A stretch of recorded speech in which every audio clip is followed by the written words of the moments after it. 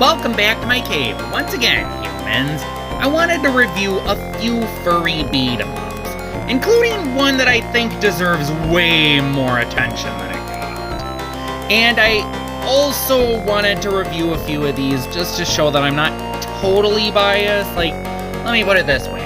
I do tend to be a little easier and more forgiving on anthro-starring games, especially if I like the design of the characters, but it's not a given that I will like the game. I can still see its faults. And, anyway, I did kind of want to make a few reviews because of that. I also wanted to give one really underrated game a shout-out, so I hope you enjoy this compilation. The first game we'll be looking at is a game published by Ratalaika Games. It was made by Grab the Games, I think. Or, wait, what's the next one? Simpleton. It was worked on by those companies. I don't know who made it, I don't know who published it. I just know that their name is on this game, and it is called Paw Paw Paw. What a name. Alright, let's first get into the main title screen. Any second now.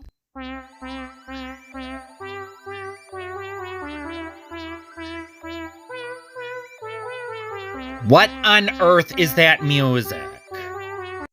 Weird music aside, this game has a very interesting plot. Paw Paw Paw was a peaceful and prosperous kingdom, led by the just and beloved King Bunnylord III. Paw Paw Paw has grown into the most powerful and influential kingdom across the realm. Until one day,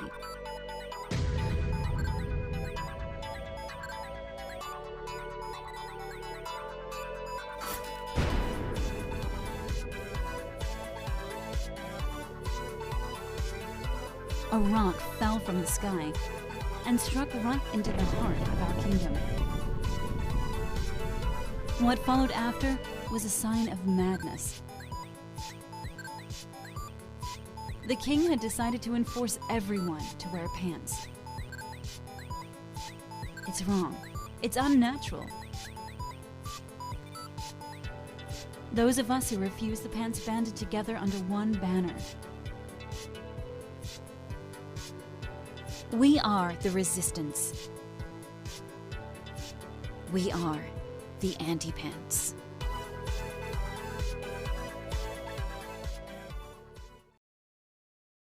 What? That being said, I do like the fact that this game has a lot of RPG elements. You can switch your characters in the tent, you can upgrade your stats, you can buy new weapons, you can recruit soldiers, and you can buy healing items. But how's the game itself? It's okay. Kinda just okay, to be honest. So it's hard to really describe what it is about this game that's just okay. I mean, there's a lot of different moves you can pull off. There's special moves and whatnot. The stages don't really outstay their welcome. There's things to interact with, not a huge variety. But there's enough enemies to at least keep somewhat interesting. It's just, I don't know. Like, one cheap tactic I noticed, especially with the big bulky guy, is to use the aerial attack over and over. Like, jump and attack. Because with the big guy, their sword actually works instantly when their attacks would normally be kinda slow. I think another thing might be the reaction doesn't feel all that satisfying. And the game can get kinda repetitive. It's not a bad game, or at least not a terrible one. There's something here, but I have a hard time really recommending this game. Although last I checked, it was on sale for $1 on the PS4 store. It normally goes for $10. The game does have 4-player co-op, and there are 8 characters, including 4 to unlock. though the character designs are kinda eh. I mean, we got a bunny. How many bunnies are there? And Rayton and Kaze, you're not. Plus, the 4 unlockable characters are kind of just copies of the initial bear characters, which, really, the 4 intro characters are all bears? Part of the appeal of Furry starring games is usually the diversity of the cast. And you're gonna make 4 your main characters the same species? I mean, it's not that big a deal, but still. And to be honest, none of these characters are really intriguing.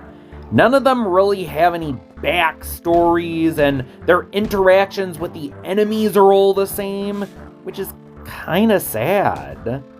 I mean, I don't know. The game does have another thing going for it. It has versus and survival mode. See how long you can last with this game. But again, the gameplay is only just okay. I wouldn't call it a bad game. I don't know, the combat isn't the most satisfying of all time. It's kind of repetitive and just, At the very least, I could say if you can get it for $1 or fairly cheap, you could do worse. And it's usually only $10, which isn't egregious, but I feel like you could do better with that $10. Overall, an okay game, but not one I'd recommend. The next game we're going to look at is by PD Design Studios, Dusty Raging Fest. Okay, this one actually looks a bit more badass than the previous game, to be honest.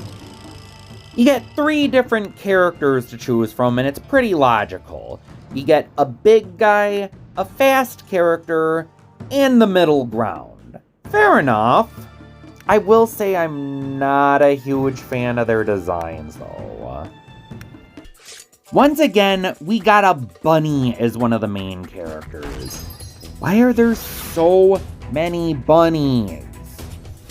And his design is kind of weird. Those ears are just kind of distracting.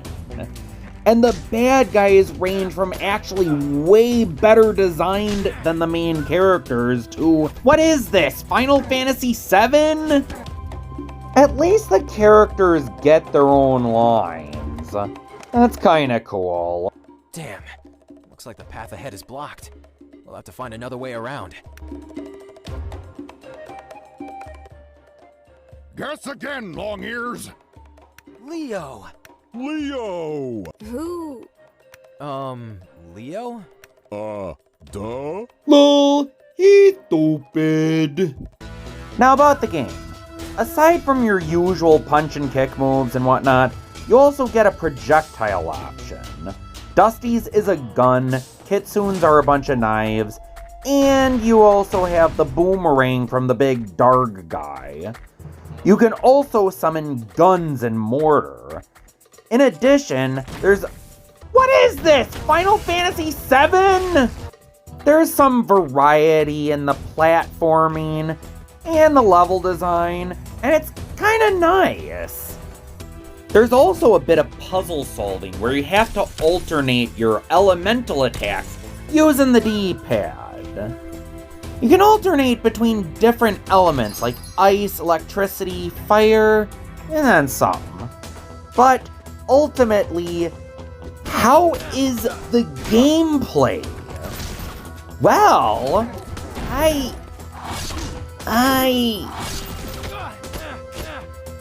don't like how this game feels at all. Honestly, the combat is pretty clunky, and getting ganged up by enemies means you're gonna be knocked down a lot. You can knock enemies down with your strong projectile by holding it down and charging it, but actual combat's pretty stiff, and okay, now you're bordering on copyright infringement, guys. Enemies barely react to your attacks unless you kill them. You can knock them down, but they get knocked down in the same spot you attack them, and just, I don't know, it just creates a very stiff, clunky feel. And unlike Paw Paw Paw, the stages are not short. They are long and outstay their welcome. But I have to show this big plumpster because he is frickin' awesome. The graphics are nice, the music's more fitting than the previous game, and there is some variety, but when the core combat is so clunky, I have a hard time defending this game, and I honestly can't. I really honestly can't. This is a game that's worth a skip. Also, I can beat that big hippo, I just don't want to. Alright, one last game made by Cowcat Studios. Admittedly, this one's not that obscure, but I did want to show it off, just to help get it more known than it is right now. This game is called Brok the Investigator, and as you might be able to tell right now, this game isn't exactly a beat-em-up. It's actually a point-and-click adventure game, which takes me back to the days where I used to play Discworld 2 Mortality Bites on the PlayStation. I also watched my parents beat Blazing Dragons, which was another good point-and-click adventure game, and I'm just gonna say it, I never thought to combine beat 'em up with point-and-click adventure, but here it is, Brok the Investigator. And to tell you the truth, I really do like the art style in this game. The graphics aren't as high quality as Dusty Raging Fist, but I can't help but like the designs of the characters more. Especially the main character, who actually has a pretty likable design. You don't see a lot of alligator protagonists, and I think it's kind of cool to have one. But the cool thing about this character is that he doesn't just look cool. He actually has a pretty interesting and sympathetic character for you to follow. Brok is a retired boxer and a down-on-his-luck detective, doing detective work to scrape by money for his son Graf, who is currently his only living roommate. And he tries his hardest to give Graf the best life he can, but there's only so much that poor Brok can do. Honestly, the story is pretty deep for a game about talking cartoon animals that for some reason still call themselves humans, but I digress. It's more of a symbolic thing. It's not like Jitsu Squad or Curse of the Sea Rats where they're just cursed humans. It's more of a symbolic kind of thing. The presentation of this game's pretty good, albeit a little inconsistent. You'll notice that the graphics on the mugshots are a little inconsistent, but I don't mind. I mean, I'm not very consistent when it comes to my art, so But the voice acting in this game is surprisingly good. The only voice actor I didn't really like that much, ironically enough, was Brok. He didn't seem to have as much passion as the other characters. Like, let me show you an example of Brok and Graf in the same scene. I didn't expect to climb all the way up here. Won't you tell me where we're going? Right here. I wanted you to see this. See what? Let me ask the question properly. What do you see? Well, I see trash, the polluted haze, despair, and misery. Just as I thought. You keep looking at the ground. But you know what they say. Every coin has two sides. Raise your eyes to the sky. The sky?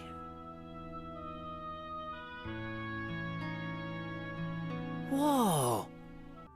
See, the dialogue in this game is actually quite deep. And I'm kind of surprised to see such deep story in a game about talking animals. I don't mind it. I like the fact that there's actually a deep story here. I'm just kind of surprised that they put so much effort into it. The puzzles and crimes are actually pretty fun to solve because they're well thought out, take some actual brain solving, but aren't too strenuously hard. There's also a lot of endings in the game, and you get like a million save states to work with, so you can just keep going back to particular points in the game in case you want to go a different path. And I think that's actually pretty awesome. There's even some accessibility options for the blind and hard of seeing, which is kind of cool. I mean, I'm not blind myself, so I'm not sure how these work. I just think it's kind of cool. This game really does nail the point-and-click adventure aspect. But I know what you're wondering. This is a beat-em-ups video. How is the beat-em-up action? I have to be honest, and I have to be really honest with you guys. It's frickin' awesome.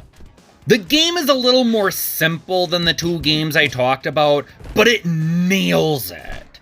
The combat's responsive, it's satisfying, you can combo into different attacks, it's honestly really satisfying. You're also not limited on what you can do. You don't have as much to work with, but you still have blocking, you have different kinds of attacks you can do for stringing different combos. Fighting the actual enemies is strategic. It's not mindless like it is in the other games I mentioned. Honestly, the combat in this game is pretty good. There's combat scenes scattered throughout the game, and there's even a VR section and a survival mode where you can hone your skills, or if you just want to beat people up. Also, a lot of people got to have their own characters featured in the background of this game. It's Duncan! And if I'm being honest, this is actually one of my favorite games of 2022. Wouldn't call it the best game of 2022, but it was one of the favorites I played. Mind you, I haven't played that many games, but honestly, if you want to check out any game on this list, make it this one. And if you're a little bored and spend happy, I suppose you could try Paw Paw Paw out, but give Dusty Raging Fist the wide berth. And that wraps up my little video on beat-em-ups. And I'm just gonna say this right now, I don't take requests. I tend to go into most games I buy with an open mind. And I usually try to pick games on my own, so just letting you guys know that. But anyway, until next time, I'm Baalf, and the cave is closed.